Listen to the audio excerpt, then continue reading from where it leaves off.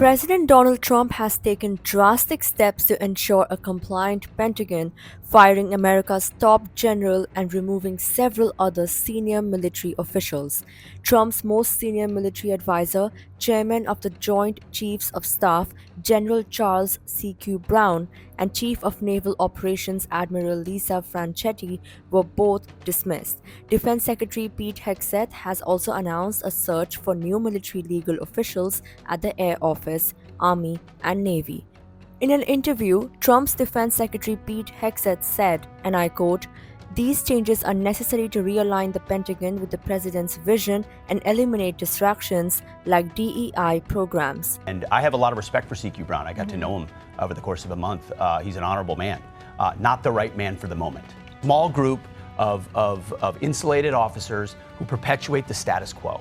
Well, guess what? Status quo hasn't worked very well at the Pentagon. It's time for fresh blood. So we're going to open up those positions to a broader set and a merit-based process to find the best lawyers possible to lead the Army, the Air Force, and the Navy. There's nothing about purging. There's nothing about illegal. We've made clear from the beginning, Shannon, the military will be apolitical with a fidelity to the Constitution, prepared to close with and destroy our enemies. One thing people haven't noted yet, which I'll share, is we're going to take, those are 3-star billets, but traditionally they've been 2-star billets over time. There's been lots of inflation in the ranks over time. We're going to return those billets to 2-star billets. We're going to shrink the size of our headquarters units. Propagandists who say they're going to share messages that the West essentially abandoned Ukraine. Vladimir Putin can attempt to take all the victory laps he wants. The reality is the president is focused on one thing and one thing only, and that's stopping the killing and the destruction across Ukraine and ensuring an enduring peace. Russia attacked unprovoked into Ukraine 3 years ago tomorrow. Fair to say it's a very complicated situation.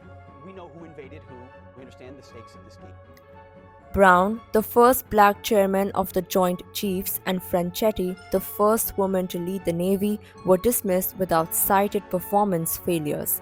The move signals Trump's preference for officials who demonstrate unwavering loyalty over those providing independent military counsel. Trump's clashes with military leaders came to a head in key moments.